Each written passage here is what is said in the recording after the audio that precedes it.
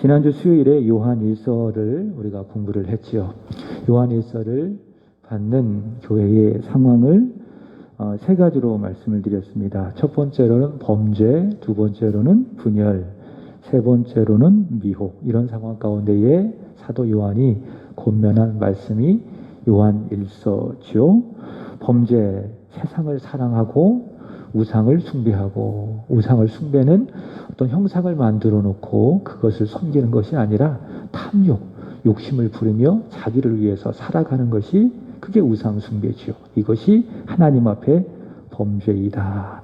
이런 범죄 앞에 사도 요한이 가르치는 바가 무엇이냐? 죄를 자백하라, 죄를 회개하라.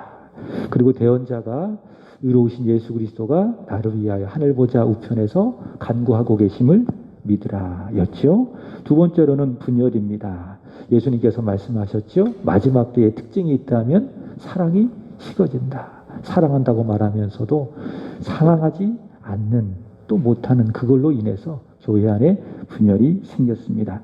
그러자 사도 요한이 권면하기를 하나님을 묵상하라. 아들을 보내시면서 아들을 십자가에 죽게 하기까지 우리를 사랑하시는 하나님의 사랑을 묵상하고 그 사랑을 믿고 서로 마땅히 사랑하라, 그렇게 권면했죠. 마지막으로 미혹, 마지막 때에는 적그리스도가 나타나서 믿는 사람들을 미혹한다라고 하는 겁니다. 마지막 때라고 하는 것은 언제를 말하는 건가 하면 예수님께서 승천하신 그 이후의 시간을 종말의 때, 마지막 때라고 이야기하는데, 이 마지막 때의 특징 중에 하나가 방금 말씀드린 것처럼 사랑이 식어지는 것이고, 두 번째로는 적그리스도가 출현해서 믿는 사람들을 미혹하는 것이죠.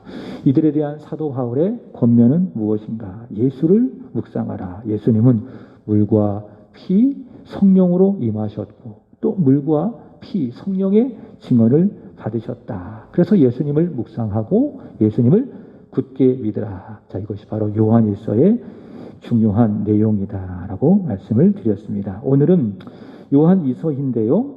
요한일서가 이 사랑에 대해서 그리고 진리에 대해서 말을 하고 있다면은 그것을 축소해서 전하는 성경이 요한일서라고 할 수 있습니다. 사랑, 진리, 요한일서가 말하고 있는 핵심적인 주제인데 그 요한일서의 축소판이 요한이서이다라고 하는 것이죠.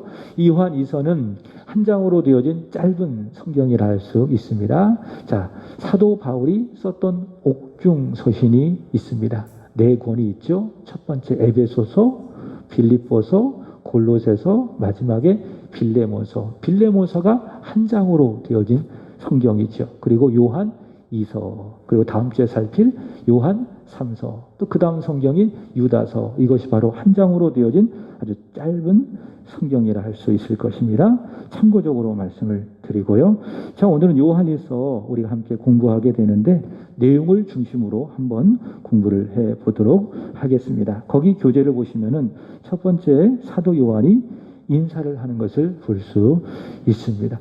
제가 말씀을 드렸습니다. 인사만 잘해도 먹고는 산다. 그래서 우리 아이들에게, 우리 자녀들에게 인사 잘하는 것을 좀 가르쳐 주세요. 교회 오면은 어른들에게 먼저 인사해라 라고 잘 가르쳐 주시기 바랍니다. 인사만 잘해도 먹고는 산다. 그 말은 확실합니다.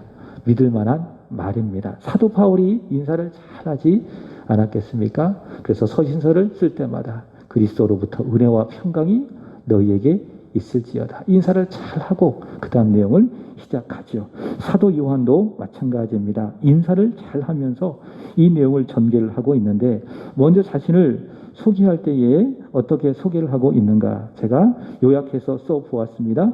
요한이서 1장 1절에 근거한다면은 진리를 알고 진리를 전하는 사람, 장로 요한, 그렇게 말을 하고 있습니다. 여기서 이 장로라고 하는 표현은 오늘날 교회 안에 있는 그런 장로, 이런 의미가 아니라 나이가 많은 그런 사람의 호칭이 바로 장로였습니다. 일종의 엘더지요. 엘더. 그러니까 나이가 많은 사람, 사도 요한. 그래서 자신을 장로라 그렇게 표현을 하는데 사도 요한의 나이가 많이 들어서 사도 요한은 자연사했죠. 그러니까 순교당하지 않고 자연사했는데 나이가 이제 많이 들어서 곧 하나님의 부르심을 받을 그날을 앞둔 자신의 처지, 자신의 상황, 나는 장로다라고 표현을 하고 있는데 사도 요한은 진리를 기록하면서 나는 진리를 안 사람이다. 그리고 진리를 전한 사람이다. 장로다. 이렇게 말을 하는 것을 볼 수 있습니다. 그러면 사도 요한이 알고 있는, 사도 요한이 경험하고 있는 진리는 과연 무엇인가? 여러분 진리는 무엇이라고 믿습니까? 여러분이 믿고 있는, 여러분이 확신하고 있는 진리는 무엇입니까? 물론 하나님의 말씀이 진리죠.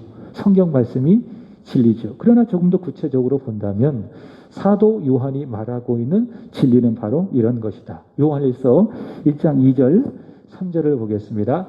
시작. 이 생명이 나타내신 바 된지라 이 영원한 생명을 우리가 보았고 증언하여 너희에게 전하노니 이는 아버지와 함께 계시다가 우리에게 나타내신 바 된 이시니라. 자, 진리는 무엇인가? 진리는 생명이다. 영원한 생명이다. 그것이 바로 진리다. 조금 더 자세하게 이야기한다면 아버지와 함께 계시다가 우리에게 나타내신 바 된 이것이 바로 진리이다라고 하는 겁니다. 다시 한번 진리를 정리해 봅니다. 막연하게 진리에 대해서 우리가 생각하지 말고요. 요한일서 1장 2절을 근거로 진리는 영원한 생명이다. 아버지와 함께 계시다가 우리에게 나타내신 바 된 그분이 누구시다? 진리이시다. 그럼 그분은 구체적으로 누구인가? 3절 보겠습니다. 우리가 보고 들은 바를 너희에게도 전함은 너희로 우리와 사귐이 있게 하려 함이니 우리의 사귐은 아버지와 그의 아들 예수 그리스도와 더불어 누림이라. 그럼 진리는 뭐라고 이야기하고 있죠? 예수 그리스도. 예수 그리스도. 바로 그분이 진리이다라고 하는 겁니다. 자, 정리해 봅니다. 사도 요한이 말하고 있는 진리, 생명, 영원한 생명, 아버지와 함께 계시다가 우리에게 나타내신 바 되어지는 하나님의 아들 예수 그리스도. 그분이 바로 진리이다. 사도 요한은 바로 이 진리를 알았지요. 그리고 경험했지요. 그리고 진리를 깊이 체험하고 이 진리를 교회에게 전했던 것입니다. 그리고 이 진리를 받은 사람이 있지요. 요한 2서 1장 4절을 보겠습니다. 시작. 너희 자녀들 중에 우리가 아버지께 받은 계명대로 진리를 행하는 자를 내가 보니 심히 기쁘도다. 사도 요한이 알고 있는 진리, 경험한 그 진리를 전했습니다. 교회에 전했습니다. 그랬더니 그 진리를 받은 사람이 있다고요. 바로 이 요한 2서를 받고 있는 수신자이겠죠. 구체적으로 말한다면 그들은 누구인가 하면 부녀와 그의 자녀들인 것을 볼 수가 있습니다. 요한 2서 한번 보세요. 1장 1절. 장로인 나는 택하심을 받은 부녀와 그의 자녀들에게 편지하노니. 자, 요한이 전한 그 진리를 알고 또 그 진리를 받은 사람은 누구냐? 부녀와 그의 자녀들인 것을 볼 수 있습니다. 여기서 말하는 부녀와 그의 자녀들은 어떤 특정한 사람들인가 아니면 교회인가 이게 말하기가 쉽지는 않습니다. 그러나 분명한 것은 교회라고 하는 것이죠. 또 성도라고 하는 것이죠. 자, 요한이 전한 진리를 받은 사람들, 교회, 성도이다라고 하는 겁니다. 자, 사도 요한은 그렇게 진리를 받은 사람이 누구인지 두 부분으로 설명을 하고 있습니다. 첫 번째, 요한이서 1장 1절의 말씀을 보시면은 그들은 누군가 택하심을 받은 사람들이다. 진리를 받은 사람들 누구라고요? 택하심을 받은 사람들이다라고 하는 겁니다. 여러분 성경을 보면 하나님이 우리를 선택하셨다라고 이야기하고 있죠. 한번 보겠습니다. 에베소서 1장 4절입니다. 시작. 곧 창세전에 그리스도 안에서 우리를 택하사 우리로 사랑 안에서 그 앞에 거룩하고 흠이 없게 하시려고 하나님이 우리를 먼저 아시고 우리를 선택하여 주셨다. 그래서 우리는 하나님의 선택함을 받은 사람인 것이죠. 예수님께서도 이런 말씀을 하셨습니다. 요한복음 15장 16절 너희가 나를 택한 것이 아니요 내가 너희를 택하여 세웠나니 여기까지. 내가 예수님을 택한 것이 아니라 예수님이 나를 택했다. 그래서 내가 예수님을 택한 거예요. 내가 예수님을 택해서 내가 예수님을 믿은 것이 아니라 먼저 하나님이 나를 아시고 나를 선택했기 때문에, 예수님이 나를 선택했기 때문에 내가 예수님을 믿고 예수님을 선택한 것이다 라고 하는 것이죠. 자, 그리고 예수님의 선택함을 받은 사람, 하나님의 선택함을 받은 사람이 저기 보세요. 진리를 듣게 되는 거예요. 그리고 진리를 행하게 되는 겁니다. 그래서 택하심을 받은 자가 진리를 들어요. 그리고 진리를 믿게 되고 진리를 행하게 되는 것입니다. 사도행전 13장 48절에 보면 이런 말씀이 나와 있습니다. 이방인들이 듣고 기뻐하여 하나님의 말씀을 찬송하며 영생을 주시기로 작정된 자는 다 믿더라. 자, 누가 믿었어요? 작정된 사람. 하나님께서 선택해 주신 사람. 창세전의 그리스도 예수 안에서 하나님께서 선택해 주신 바로 그 사람이 복음이 전해지자 믿게 된다라고 하는 것이죠. 자, 그래서 내가 진리가 들려요. 진리를 알고 있어요. 진리를 믿고 있어요. 진리에 대하여 내가 순종을 하고 있습니다. 그것은 무슨 증거인가? 마치 열매를 통해서 그 나무를 알 수 있는 것처럼 이런 열매들을 통해서 믿어지는, 은혜가 되는, 순종하게 되어지는 나를 통해서 야, 나는 하나님의 선택을 받은 사람이로구나. 내가 예수님을 선택한 것이 아니라 예수님이 나를 선택해 주셨구나 라는 것을 우리는 확인하게 되는 것입니다. 자, 정리를 해봅니다. 사도 요한은 진리를 아는 사람, 진리를 전했습니다. 그랬더니 택함을 받은 그의 자녀들이 진리를 받았습니다. 이러므로 말미암아 사도 요한과 교회와의 지속적인 관계가 세워지게 되는 것입니다. 여러분, 이것은 참 우리에게 중요한 의미를 가지고 전해주고 있습니다. 여러분, 목사와 성도, 성도와 성도, 그 관계 속에는 반드시 있어야 될 것이 있는데 진리가 있어야 합니다. 다시 말해 인간적인 어떤 정의라든지 이익 관계, 그것이 기초가 아닙니다. 만약 그것이 목사와 성도, 성도와 성도 간의 관계의 기초라면 언제든지 헤어질 수 있습니다. 사람의 마음이라고 하는 것이 어때요? 좋았다가 나빴다가 반복하지 않습니까? 또 어떤 때는 내가 이익을 볼 수 있고 어떤 때는 내가 손해를 볼 수 있고, 이거에 따라서 목사와 성도, 성도와 성도의 관계가 세워진다면 좋을 때도 있고 때로는 어떻습니까? 나쁠 때도 있는 것이 아니겠습니까? 그죠? 그럼 언제든지 헤어질 수 있습니다.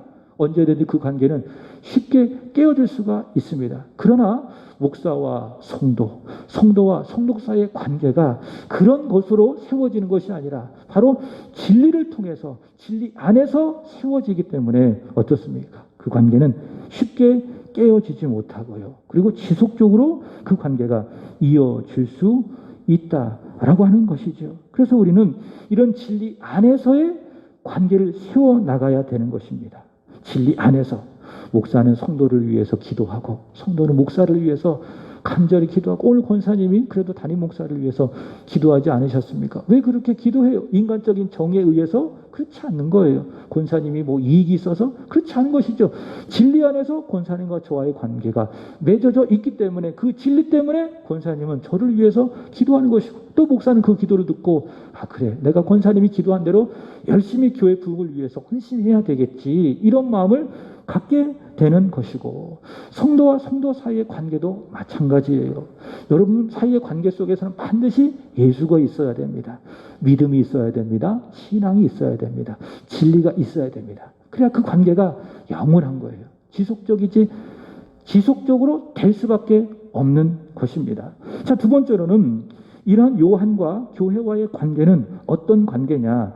기쁨의 관계입니다. 한번 보겠습니다. 요한이서 1장 4절 시작. 나의 자녀들 중에 우리가 아버지께 받은 계명대로 진리를 행하는 자를 내가 보니 힘이 기쁘도다. 자, 사도 요한이 교회의 진리를 알고 진리를 전했습니다.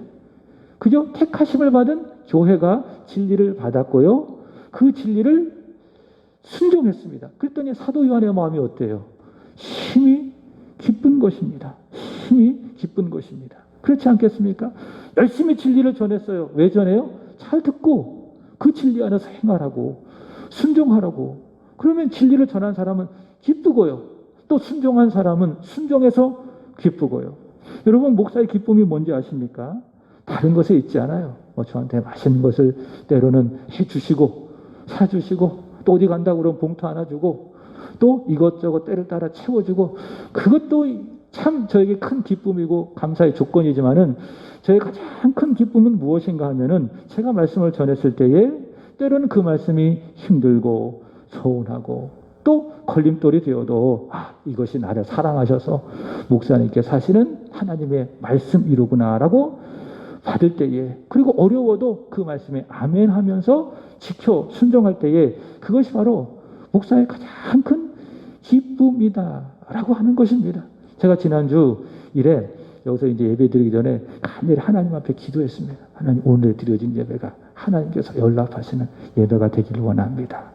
하나님께서 보시고 정말 마음에 드는 그런 예배가 되길 원합니다. 인간 중심적인 예배, 우리에게 어떤 마음에 기쁨을 주는 그런 예배가 아니라 1차적으로는 우리 하나님이 기뻐하시는 그런 예배가 되기를 간절히 원합니다. 그렇게 제가 이제 무릎 꿇고 하나님 앞에 간절히 기도했어요. 근데 찬양을 들어보니까 뭐가 안 맞아.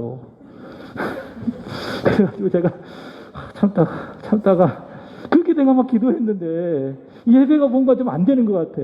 그래가지고 제가 하나님의 열심으로 딱 일어서가지고, 스탑, 다시 하세요. 하나님 앞에 드려진 예배가 이렇게 해서는 되겠습니까? 제가 다시 딱 했어요. 그 이야기 한 순간 우리 권사님이 얼굴이 굉장히 민망해 하시더라고요. 순간 또 제 마음이 또 이렇게 계속 마음이 쓰이는 거. 혹시 권사님이 이것 때문에 마음에 큰 상처를 받으시면 어떻게 하는 것인가? 오늘 예배가 안 되면 어떻게 하는 것인가? 제 마음이 굉장히 쓰이더라고요. 이런 마음이 하루 내내 가지고 있었습니다. 근데 오후에 우리 권사님이 전화 왔습니다. 권사님들이 모여서 수요일날 기도도 열심히 하기로 했습니다. 이번 한 주간 동안 새벽 기도 열심히 하기로 했습니다. 라고 하더라고요. 그러니까 제 마음이 참 기쁘더라고요. 그래서 제가 이야기했죠. 오늘 권사님, 혹시 제가 했던 말 때문에 힘들지 않으셨어요? 아니에요, 목사님. 제가 더 준비하고 해야 되는데 그렇게 하지 못해서 오히려 목사님께 죄송해요. 근데 그런 말을 딱 듣자마자, 야, 그래. 역시 권사님이 바로 저런 분이시로구나. 권사가 저렇구나. 제 마음이 기쁜 겁니다. 근데 그런 마음이 없이 그게 자꾸 상처가 되고 시험거리가 되고, 그럼 안 해. 그 혼자 하라고 하지. 막 이런 마음으로 계속 저에게 반응했다면은 제가 편안하겠어요? 그죠? 권사는 그래도 뭔가 다르구나. 권사님의 믿음이 좋구나. 근데 그런 생각을 하게 되는 것입니다. 그죠? 제가 여러분 이 강단에서 전하는 모든 말씀들은 어떻게 보면 한 분 한 분을 정말 사랑하고 진심으로 위하는 마음으로 기도하면서 전하는 말씀입니다. 근데 그 말씀이 때로는 내 마음에 맞는 그런 말씀이 있는 것이고요. 또 때를 따라 내 마음에 걸림이 되어지고 또 가시가 되어지고 찔리는 그런 말씀이 있는 겁니다. 그러나 알아주세요. 다 여러분을 사랑하고 한 분 한 분이 그리스도 예수 안에서 온전한 믿음의 사람으로 세워지기를 바라는 마음, 예수의 사람으로 하나님을 깊이 신뢰하는 사람으로 세워지기를 바라는 마음 하나로 전해지고 있다라는 것을 여러분이 아시고, 좋은 말씀이고 은혜가 되는 말씀이라면 기쁘게 아멘하고요. 때를 따라 힘든 말씀이라 할지라도 찔리는 말씀이라 할지라도 나를 사랑하시는 목사님의 마음을 여러분이 이해를 하시고 그 말씀을 내가 잘 믿음으로 해석하여서 거기에 아멘할 수 있다면 얼마나 좋을까요? 그리고 거기에 순종할 수 있다면 얼마나 하나님이 기뻐하시고, 순종하는 여러분들도 기쁘고 또 그 말씀을 저는 저도 크게 기쁜 겁니다. 자, 지금 사도 요한이 이야기하기를 진리를 알고요, 그 진리를 열심히 전했습니다. 그랬더니 그 진리를 받은 성도들이 진리를 행했습니다. 그랬더니 사도 요한의 마음이 어때요? 힘이 기쁘도다. 사도 요한이 보람이 있지 않겠습니까? 말씀을 전했더니 그 말씀을 따라 기도하는 성도를 보고 그 말씀을 따라 생명을 다하여 순종하는 성도를 보니 얼마나 기뻤겠어요. 그리고 그 말씀을 따라 순종하는 성도들도 얼마나 기뻤겠습니까? 그래서 우리 교회 안에는 이런 기쁨이 많았으면 좋겠다. 목사가 말씀을 전하는 기쁨도 있을 것이고, 성도들은 그 말씀을 믿음으로 받고 힘든 말씀이라 할지라도 순종하는 그런 기쁨이 있었으면 좋을 것이고, 그래서 목사는 전하는 기쁨, 성도들은 받고 순종하는 기쁨, 이런 기쁨이 충만한 우리 세한교회가 되기를 주님의 이름으로 축복합니다. 우리 서로 인사하겠습니다. 순종의 기쁨을 누립시다.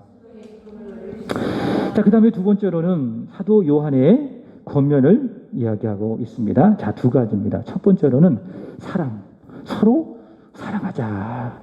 서로 사랑하자. 요한이서 1장 5절에서 6절입니다. 시작. 부녀여, 내가 이제 내게 구하노니 서로 사랑하자. 이는 새 계명같이 내게 쓰는 것이 아니요 처음부터 우리가 가진 것이라. 뭐라고 이야기하고 있습니까? 서로 사랑하자. 그저 막연하게 사랑하자라고 하는 것이 아니라 서로 사랑하자라고 하는 겁니다. 교회는 혼자 믿음 생활할 수 없습니다. 서로 함께 하는 거예요. 오늘도 찬양했지만 참 잘하셨어요. 그냥 하는 말이 아니에요. 우리 권사님, 집사님 마음을 다해서 하나님을 찬양하는 그 모습이 참 좋았어요. 보기 좋았어요. 어때요? 서로 함께 손을 잡고 찬양하는 것 아니겠습니까? 서로 찬양하는 거예요. 기도하는 것도 마찬가지예요.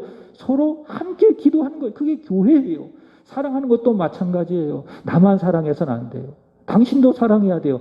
서로 사랑해야 되는 거예요. 사도 요한이 이야기하는 것입니다. 서로 사랑하자. 그죠? 6절 시작. 또 사랑은 이것이니 우리가 그 계명을 따라 행하는 것이요 계명은 이것이니 너희가 처음부터 들은 바와 같이 그 가운데서 행하라 하심이라. 아멘. 사랑하되 진리 안에서 계명을 따라 행함으로 서로 사랑하자. 그렇게 말씀하고 있습니다. 여러분, 죄인이 예수님을 믿고 생명을 얻고 구원을 받으면요, 제일 먼저 우리 마음속에 살아나는 것이 있다면 그것이 바로 사랑입니다. 야, 나 같은 죄인을 하나님이 사랑해 주셨구나. 하나님에 대한 사랑입니다. 그 사랑의 증거가 뭐라고 이야기했죠? 주일날 말씀 들으셨습니까? 예배입니다. 내가 하나님을 깊이 사랑한 만큼 내가 하나님을 예배하는 거예요. 하나님을 사랑하면 예배할 수밖에 없는 거예요. 왜? 예배가 하나님이 나를 사랑하시는 증거니까. 나도 예배를 통해서 하나님을 깊이 사랑하게 되는 것입니다. 그리고 하나님을 사랑하는 증거가 예배인데 수평적인 관계 속에서 하나님이 사랑하시는 영혼을 나 또한 사랑하게 되는 겁니다. 그래서 예수를 믿는 하나님의 사람은 하나님을 사랑하고 이웃을 사랑하게 되는 거죠. 형제와 자매를 사랑하게 되는 것이죠. 요한일서 4장 20절, 21절 보겠습니다. 시작.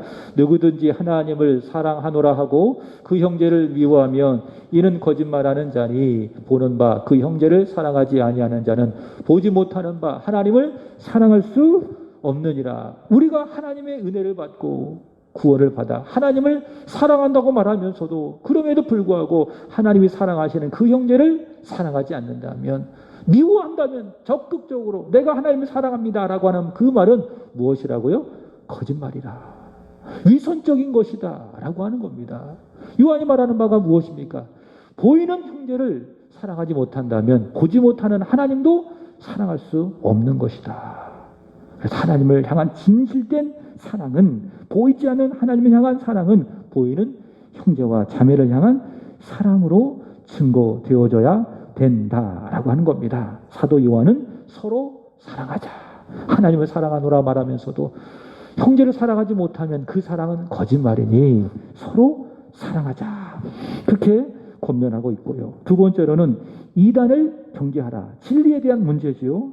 첫 번째로는 사랑에 대한 문제이지만 두 번째는 진리에 대한 문제입니다. 이단을 경계하라. 자, 이단의 정체가 있습니다. 요한 2서 1장 7절입니다. 시작. 미혹하는 자가 세상에 많이 나왔나니 이는 예수 그리스도께서 육체로 오심을 부인하는 자라. 이런 자가 미혹하는 자요 즉 그리스도니. 아멘. 자, 요한 1서에서도 예수께서 육체로 오심을 부인하는 자라 기억나시죠? 거기서 말하는 예수께서 육체로 오시는 것은 예수님의 성육신을 말하는 겁니다.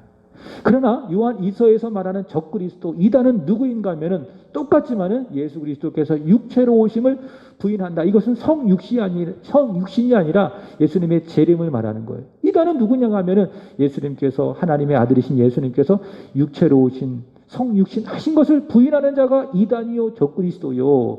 요한 2서에 의한다면 예수님께서 재림하실 것을 부인하는 사람이 누구라고요? 바로 그 사람이 이단이요 적 그리스도이다 라고 하는 것이죠. 여러분, 복음이라고 하는 건요, 다 서로 유기적으로 연결이 되었습니다. 그래서 내가 예수님의 성육신을 믿습니다. 예수님께서 동정녀 마리아에게 태어나셨음을 내가 믿습니다 라고 믿으면 그 다음 그분의 십자가를 믿게 되어지고, 부활을 믿게 되고, 예수님의 승천과 재림을 믿게 되어지고, 복음은 하나예요. 다 유기적으로 하나씩 하나씩 연결이 되어 있는 것입니다.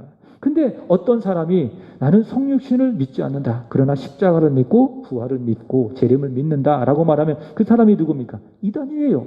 적그리스도예요. 왜 이단입니까? 다 똑같아요. 그러나 마지막 딱 하나 다른 사람이 누구죠? 그게 이단이에요. 나는 성육신을 믿어요. 십자가도 믿고요. 예수님의 부활도 믿고요. 그러나 예수님께서 육체로 이 세상에 다시 오실 그것을 나는 믿지 않습니다. 예수님의 재림을 믿지 않습니다 라고 한다면 그 사람이 누구라고요? 그게 이단이다 라고 하는 것이죠. 여러분, 예수님 이 세상에 반드시 다시 오실 줄로 믿습니다. 사도행전 1장 11절의 말씀을 보시면은 예수님께서 이런 말씀을 하셨습니다. 예수님 하늘로 올라가신 그대로 세상에 다시 오실 것이다. 재림을 우리에게 말씀을 해주셨습니다. 육체로 이 세상에 다시 오실 것이다 라고 말씀해 주셨죠. 근데 여러분, 그날을 압니까? 모릅니까? 모릅니다. 근데 그날을 안다고 말하면서 종말을 조장하는 사람들을 시한부 종말론자라고 이야기하죠. 우리나라엔 대표적으로 누가 있었습니까? 1992년 10월 28일 12시에 예수님께서 이 세상에 재림한다고 해서 많은 사람들을 미혹하게 했던 다미 선교회 이장님 목사를 중심으로 한 다미 선교회가 있습니다. 제가 이번 주에 어떤 다큐멘터리를 보았는데 그 다미 선교회에 대해서 이렇게 이야기를 하더라고요. 10월 28일에 막 사람들이 주님 오신다고 하니까는 그 다미 선교회 사람들이 다 집안을 정리하고 거기 모여가지고 광신도처럼 막 예배를 드렸습니다. 근데 그 잘못된 시한부 종만원을 퍼뜨린 그 이장님 목사는 성도들에게 금품을 갈취해서 교도소에 있었어요. 근데 그 당일 10월 28일에 뭐 한지 아십니까? 11시까지 그 보도에 의한다면 성경을 딱 보고 거기서 잤대요. 자기가 10월 28일 12시에 주님 오신다고 사람들을 미혹해놓고 그렇게 하고 나서 자기는 11시까지 성경 보다가 그냥 잤다고 이야기하는 겁니다. 그러니까 자기도 몰라요.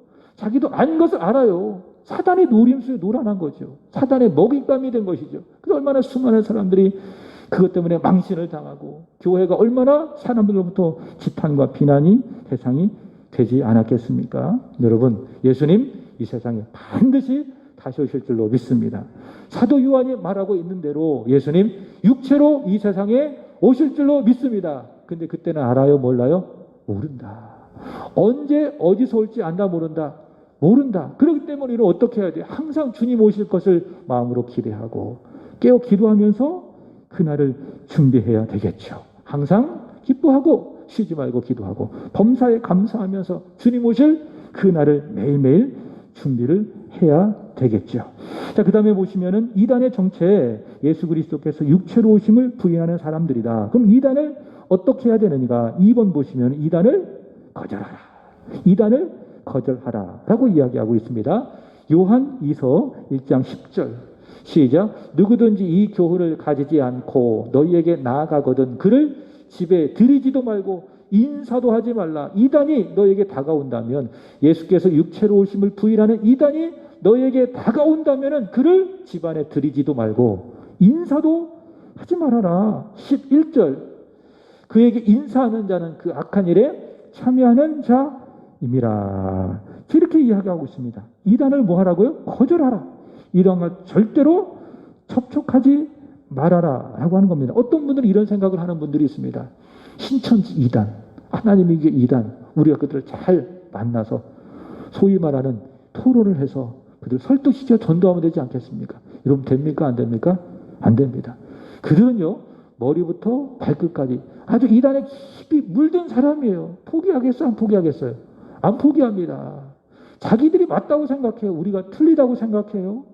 자기들에게 생명이 있다고 생각해요. 우리는 잘못 믿고 있고 우리는 죽었다고 생각해요. 그런 전제를 갖고 우리에게 다가오는데 우리가 어떻게 그들을 맞이하고 그들과 토론해서 함께 예수를 잘 믿어봅시다. 이렇게 결론을 내릴 수가 있겠는가? 된다 안 된다? 안 된다라고 하는 거예요. 그래서 우리는 그렇게 이단을 만났을 때에 그들과 이야기할 필요가 없습니다. 괜히 논쟁했다가는 내가 걸려 들어갈 수 있습니다. 내가 잘못하면 신천지 교인이 될 수가 있습니다. 그러네? 내가 잘못 믿은 거 아니야? 왜? 성경을 딱 가지고 그들이 머릿속에 있는 프레임으로, 도구마로 우리에게 탁탁탁 얘기하잖아요. 그럼 내가 미혹되는 거예요. 여러분, 그럴 만한 실력이 우리는 안 돼요. 그들의 그런 어떤 가지고 있는 그들의 말에 대해서 우리가 반박할 수 있는 어떤 실력은 사실 우리에게 없는 거예요. 여러분, 신천지가 이단인지 아닌지 개신교 목사들이, 기독교 목사들이 원래 잠입해서 그 소위 말하는 복음방에 들어갔습니다. 근데 거기에서 6개월 동안 신천지 성경 공부를 했습니다. 그리고 나서 그들이 6개월의 그 공부 기간을 딱 마치고 난 다음에 양심선을 했습니다. 우리는 그동안 잘못 믿었습니다.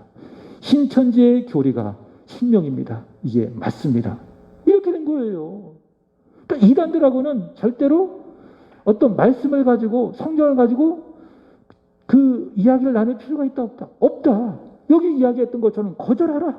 인사도 하지 말고 그들과 접촉도 하지 말고, 잘못했다가는 우리도 미혹될 수 있기 때문에 사도 요한이 그 이야기를 하고 있는 것 아니겠습니까? 이단을 단호하게 거절해라. 자, 진리에 대하여 이렇게 이야기하고 있습니다. 그래서 우리는 이단이 다가오면 거절 딱 하고 우리가 믿고 있는 이 진리에 대해서만 분명한 확신을 갖고 있으면 되는 거예요. 우리가 믿고 있는 진리는 무엇인가? 생명의 신 예수님, 영원한 생명이신 예수님, 그 예수님을 믿는 그 믿음만 굳게 하고 있으면 된다라고 하는 것이죠.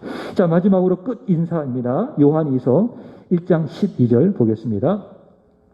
시작. 내가 너희에게 쓸 것이 많으나 종이와 먹으로 쓰기를 원하지 아니하고 오히려 너희에게 가서 대면하여 말하려 하니 이는 너희 기쁨을 충만하게 하려 함이라. 자, 사도 요한의 소망은 무엇입니까?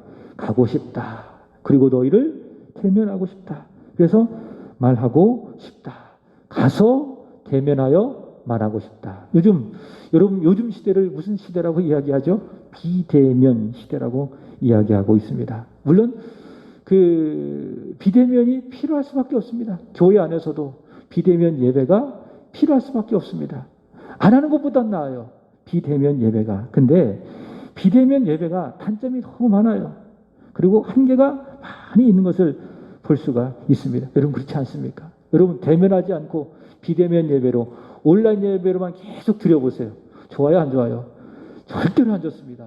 우리 우시수 권사님이 한동안 코로나가 많이 있어가지고 비대면으로 부득이하게 예배를 드렸는데 굉장히 힘들어 하시더라고요. 교회 못 오시니까. 대면하여 뭔가 예배를 드려야 되는데, 대면하여 목사를 만나고 눈과 눈을 딱 마주치고 같이 기도도 하고 같이 찬송도 하고 말씀을 드려야 되는데, 이 온라인으로 예배 드리니까 예배가 안 되더라는 거예요. 안 드리는 것보다 나아요. 그러나 비대면으로 예배하니까 너무 어렵더라. 예배가 안 되더라. 우리 둘째 아이 지금 비대면으로 공부를 하고 있습니다. 없기 때문에 이야기해요. 늘 이야기합니다. 아빠, 자기 이야기하면 한 번 할 때마다 10,000원이래. 오늘 없기 때문에 제가 이야기하는데, 이 아이가 학교를 절반 가고 절반 안 갑니다. 그래서 이번 주는 학교 안 가는 기간이에요. 비대면으로 공부를 하고 있습니다. 근데 공부를 9시부터 시작을 하는데 들어가서 보면은 계속 쉬는 시간이에요. 딱 들어가 보면 막 게임하고 있어요. 유튜브 하고 있어요. 너 왜 공부 안 하고 게임하니? 유튜브 보니? 그랬더니 쉬는 시간이래. 근데 아까도 쉬는 시간이었는데 지금도 계속 쉬는 시간인 거예요. 이 공부가 되겠는가? 이렇게 비대면으로 공부를 하면 과연 공부가 되겠는가? 선생님을 보고 친구들을 만나고 거기에서 지식도 얻고 선생님을 통하여 인격도 배우고 그래야 공부가 되고 학교 생활이 되는데, 절반은 가고 절반은 안 가니 안 그래도 공부에 흥미가 없는 애가 더 흥미를 잃어버렸어요. 참 큰 걱정입니다. 물론 저보다는 낫겠지만. 자, 어쨌든 이렇게 비대면 시대를 우리는 살아가고 있는데, 사도 요한이 말하는 것이 무엇입니까? 대면하고 싶다. 대면함이 중요하다. 그래서 나는 가고 싶다. 그리고 대면하여 말하고 싶다. 그래서 예배는 기본적인 원칙이 무엇이에요? 대면 예배가 원칙이에요. 그래서 우리가 여건이 된다면 다 대면해서 하나님 앞에 나와서 예배 드리기를 바랍니다. 우리 예수님을 보세요. 하나님이신 그분이 오셨잖아요. 왜 오셨습니까? 대면하기 위해서 오셨어요. 하늘 보좌를 버리시고 이 세상에 그분이 육체를 가지고 오셨습니다. 왜 오셨어요? 대면하려고. 우리를 만나려고. 성육신이 그거예요. 대면하고 싶다. 비대면이 아니라 온라인이 아니라, 물론 온라인도 필요해요. 그러나 예수님이 이 세상에 오신 목적은 대면하고 싶다. 얼굴과 얼굴을 맞대어 보고 싶다. 그래서 사도 요한이 예수님을 대면한 것이 아니겠습니까? 자, 그래서 보세요. 요한 1서로 한번 가보세요. 사도 요한 예수님을 대면한 거예요. 요한 1서 1장 1절 한번 보겠습니다. 여긴 없지만 시작. 태초부터 있는 생명의 말씀에 관하여는 우리가 들은 바요 눈으로 본 바요 자세히 보고 우리의 손으로 만진 바라. 여러분, 사도 요한 예수님을 온라인으로 봤어요? 비대면으로 예수님을 만났어요? 아니지요. 대면했잖아요. 대면하러 오신 그 예수님을 자기 또한 대면했잖아요. 그래서 눈으로 봤다. 그래서 손으로 만졌다. 이게 뭐예요? 예수를 믿는 거예요. 그래서 여러분, 빨리 이 코로나가 사라졌으면 좋겠어요. 그래서 비대면 예배라고 하는 자체도 이제 사라졌으면 좋겠습니다. 많은 성도들이 교회에 와서 대면하여 하나님을 예배하게 되기를 축복합니다. 물론 각 가정에서도 하나님은 영이시기 때문에 진리 안에서 예배하면 하나님을 대면할 수 있습니다. 그러나 하나님께서 이 땅에 교회를 세우신 목적이 무엇입니까? 공동체를 만들어주신 목적이 무엇입니까? 함께 모여서 함께 서로 대면하여 예배함으로, 믿음으로 영과 진리로 예배함으로 하나님을 대면하라고 교회를 우리에게 만들어주신 거예요. 그래서 교회는 기본적인 원칙이 대면 예배가 원칙인 것입니다. 제가 말씀을 드렸잖아요. 이번에 그 제주도 갔다 왔는데 그 함께 계신 그 목사님 교회는 거의 예배가 안 된다고요. 이 코로나가 방 터지고 난 다음 사람 교회를 안 오니까는 주일 예배만 대면 예배로 드리고, 그것도 다 나오는 거 아니에요. 한 30명 모인다고 하는데 한 15명밖에 안 모인대요. 나머지는 어떡합니까? 온라인으로 드린대요. 그럼 수요 예배, 금요 기도회, 새벽 기도회 못 드린다는 거예요. 그럼 어떻게 드립니까? 목사님이 서재실에서 말씀을 녹음해서 수요일날 그 시간에 올린다는 거예요. 그럼 성도들이 그거 보고 예배 드리고, 그럼 보세요. 예배가 되겠습니까? 안 되는 거예요. 이렇게 대면 예배가 점점 무너져 가고 있다면 교회가 힘을 잃을 수밖에 없습니다. 교회는 예배가 생명인데, 우리 신앙도 예배가 생명인데, 대면하여 예배하는 것이 생명인데, 교회가 하나님을 향하여 예배하는 것이 생명인데, 교회가 예배를 포기한다면, 교회가 예배를 무너뜨린다면 교회가 교회다워질 수 있겠어요? 우리 신앙이 과연 건강하게 세워질 수가 있겠습니까? 사도 요한이 간절히 말하고 있는 것이 무엇입니까? 대면하고 싶다. 가서 대면하여 말하고 싶다. 이런 말로서만이 아니라, 이런 편지로서만이 아니라 직접 가서 대면하여 내가 말하고 싶다 라고 하는 겁니다. 여러분, 하나님을 예배를 통해서, 이곳에서 드린 예배를 통해서 매 순간 대면하는 축복이 있기를 원합니다. 예배는 만남인 것. 또 서로 만나니까 얼마나 좋아요. 그죠? 한 3일 동안 보지 못했던 우리 권사님들, 또 집사님들을 대면하니 얼마나 좋습니까? 그러니까 예배는 대면이에요. 하나님과의 대면이요, 사랑하는 성도와 성도 사이의 대면. 자, 마지막으로 기타 두 가지입니다. 진리 안에서의 은혜와 긍휼과 평강. 여러분, 이 말씀을 기도 제목으로 삼기를 바랍니다. 하나님, 우리 교회가, 내가, 우리 가정이 하나님 진리 안에서 은혜가 있기를 원합니다. 긍휼이 있기를 원합니다. 평강이 있기를 원합니다. 여러분, 은혜는 무엇입니까? 구원을 주시는 값없는 하나님의 은혜. 그것이 바로 은혜죠. 오늘 교회에 오는데 비가 많이 왔습니다. 이제 이성기 권사님이, 정순영 집사님이 교회에 오고 있는데 비가 너무 많이 와가지고 홈플러스에서 기다리고 있다는 거예요. 우산이 없어가지고 교회에 와야 되는데, 만약 그 짧은 거리라 할지라도 그냥 오면 온몸이 흠뻑 젖으니까는 목사님이 가서 좀 집사님 좀 이렇게 픽업 좀 해오세요. 제가 그렇게 했는데 딱 갔더니 집사님 우산을 딱 쓰고 있는 거예요. 그랬더니 우산이 있었으면 오셨을 텐데, 알고 보니까는 그 앞에 이렇게 비를 맞고 기다리고 있는데 어떤 노부부 두 분이 이 우산이 없는 그 집사님 보고 우산을 그냥 주고 가더라는 거예요. 생전 처음 보는 분인데 너무 고맙더라는 거죠. 제가 그래서 은혜를 입었네요. 그분이 집사님을 알겠어요? 몰라요. 무슨 관계가 있겠었겠어요? 아무런 관계가 없습니다.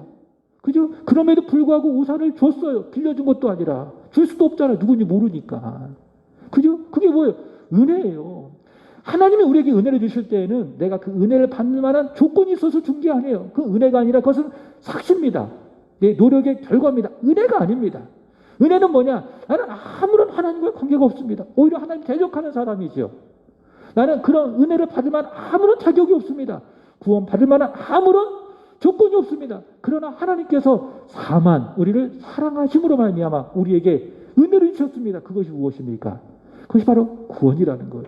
구원 받은 자는 감사할 수밖에 없는 것이죠. 자격 없고 공로 없지만은 하나님이 거저 주시는 은혜를 받았기 때문에. 두 번째로 긍휼, 하나님의 무한한 자비죠. 평강 무엇입니까? 예수의 십자가로 말미암아 하나님과 불화되었던 우리가 하나님과 화목하게 되어진 상태, 평강. 그래서 여러분, 우리 교회 안에, 우리 가정 안에, 우리 자녀 안에, 우리 일터 안에, 진리 안에서의 은혜, 긍휼, 평강이 늘 충만하게 되기를 주님의 이름으로 축복합니다. 이런 말씀을 받았으니 기도하시는 거예요. 하나님, 진리 안에서 우리 세한교회 안에 은혜가 충만하기를 원하고, 하나님의 무한한 자비가 충만하기를 원하고, 하나님의 평강이 충만하기를 원합니다. 그렇게 우리가 기도할 수 있는 것입니다.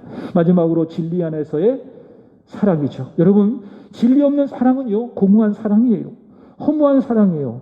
제가 만남에 대해서 이야기했죠. 풀과 같은 만남, 건전지와도 같은 만남, 생선과도 같은 만남. 그죠? 여러분, 사랑, 진리가 없는 사랑이 바로 그런 사랑이 될 수 있다. 풀 같은 사랑이 될 수 있다. 한 번 있다가 사라지는 사랑이 될 수 있다.